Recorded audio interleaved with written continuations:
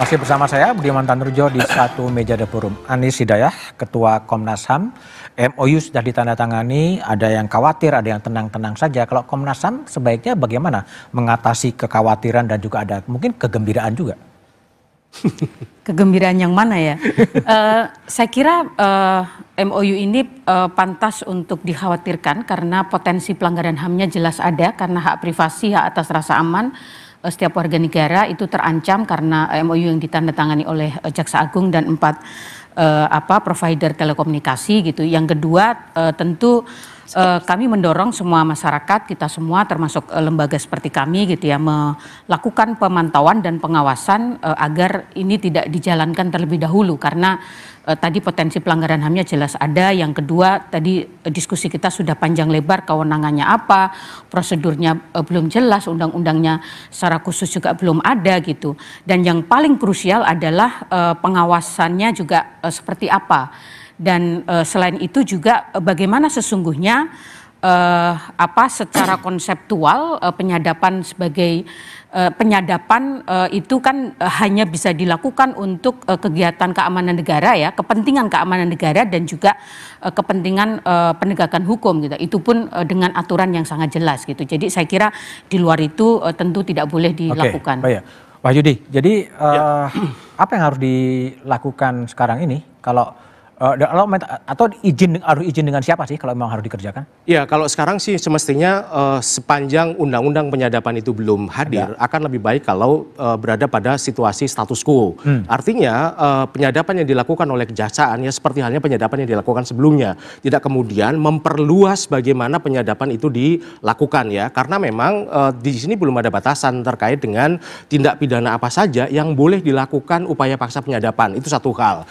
Karena memang penyadapan ini kan the last mechanism gitu kan, sehingga kemudian pengawasannya juga harus bertingkat, tidak semata-mata kemudian menggunakan izin pengadilan sebagai bentuk judicial scrutiny ya, tetapi kalau kita belajar dari banyak negara ada mekanisme-mekanisme pengawasan bertingkat. Filipina misalnya dia memfungsikan ombudsman sebagai pengawas bagaimana penegak hukum menggunakan tindakan penyadapan, termasuk juga di sana membentuk semacam subkomisi khusus di parlemen yang ditugaskan untuk mengawasi penegak hukum secara berkala 6 bulan sekali bagaimana mereka menggunakan upaya paksa penyadapan. Seperti juga di Australia. Australia juga bertingkat. Di parlemen Australia itu dibentuk semacam subkomite di parlemen yang memang diberikan mandat khusus untuk mengawasi bagaimana penyadapan itu dilakukan.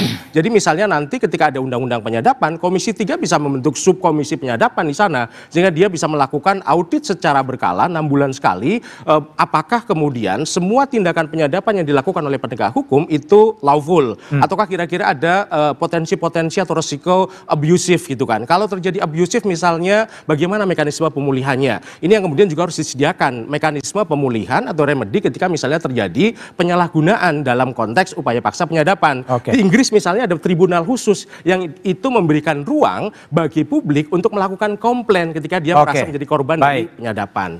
Beni, jadi kalau DPR Komisi 3 terus gimana? Ya masalah sadap tidak sadap ini kan di Komisi 3 selalu menjadi masalah yang diangkat. Kalau saya pribadi, penyadapan itu bagian yang tidak terpisahkan dari tugas penegak hukum. Hanya, ini ada hanyanya, yaitu khusus untuk kejahatan-kejahatan luar biasa yang disebut dengan extraordinary crime, yaitu korupsi, narkoba, terorisme, dan kejahatan kemanusiaan. Boleh penegak hukum melakukan penyadapan. Nah, yang kedua harus ada akuntabilitasnya, pertanggungjawabannya. Untuk apa? Untuk mencegah abuse kekuasaan. Di luar kasus-kasus yang tindak pidana yang luar biasa, tadi tidak boleh dilakukan. Itu pun kalau dilakukan yang tadi, yang luar biasa itu harus dengan proses yang sangat ketat sebagai bentuk pertanggungjawaban. Jadi ada akuntabilitas penegakan hukum dalam melakukan penyadapan. Tidak semua soal dilakukan penyadapan. Mas Puji dari Komisi Kejaksaan? MOU ini menurut saya tidak begitu esensial menurut saya. Tidak esensial? Tidak esensial, karena ada tidaknya MOU ini tidak menjadikan mengurangi kewenangan jaksa untuk melakukan penyadapan. Jadi Mas Wahyudi, Bu Anies nggak usah kemudian terlalu mempermasalahkan MOU menurut saya. Justru kemudian yang jadi PR adalah bagaimana kemudian ketika kemudian kita menyikapi setelah ini apa. Karena sebenarnya ada tidaknya MOU ini, tadi juga Pak Beni sudah mengatakan, bisa jadi kita itu juga sudah disadap. Justru kejaksaan itu membuka mata kita nih, bahwa penegak hukum itu bisa melakukan penyadapan pada siapapun. Oh, ini kejaksaan sudah membuka mata kita. Nah, sekarang persoalannya adalah yang kita atur bagaimana setelah kita tahu ya seharusnya secara internal sambil menunggu nanti regulasi yang firm, bikinlah pedoman secara internal kejaksaan. Meskipun kalau untuk ini sebagai legal evidence bisa jadi ditolak oleh pengadilan, tetapi pedoman ini untuk memberikan batasan agar tidak jadi abuse of power, itu satu. Kedua, kita juga dorong nih nanti di RUU, bahkan kalau KUHAP, ya. di RUU KUHAP ataupun kemudian di undang-undang khusus itu jangan kemudian juga ada kayak Komisi 3 ada pengawas penyadapan, nggak usah, karena itu bukan masuk dalam integrated criminalization system.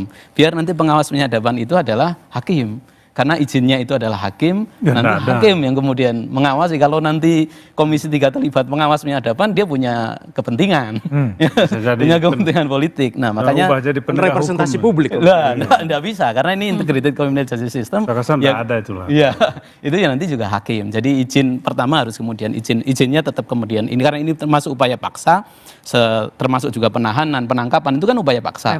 Izin pengadilan satu. Terus kemudian juga nanti kalau ada pengawasan pengadilan itu jadi bisa melakukan koreksi, sehingga ketika kemudian dia melakukan unlawful legal evidence nih, nah unlawful interception ini bisa kemudian secara alat bukti tidak dianggap, itu satu. Kedua adalah juga diatur jangka waktu. Kalau di undang-undang intelijen itu diatur 6 bulan, tapi bisa diperpanjang. Nah ini kemudian juga bisa diatur jangka waktunya penyadapan itu berapa. Terus kemudian juga dalam pidana-pidana apa saja, necessity-nya itu apa saja. Terus sebagai akuntabilitas tadi soal pengawasan, dan terakhir adalah prosedur. Itu prosedur menjadi penting. Prosedurnya bagaimana? Apakah kemudian yang bisa melakukan permohonan itu penyidik saja atau apa? Dan kita berharap sih jadi seragam, karena di beberapa undang-undang itu diatur mulai penyelidikan bisa dilakukan. Tapi di undang-undang lain itu baru kemudian penyidikan. Dan jaksa melakukan itu hanya dalam upaya penyidikan.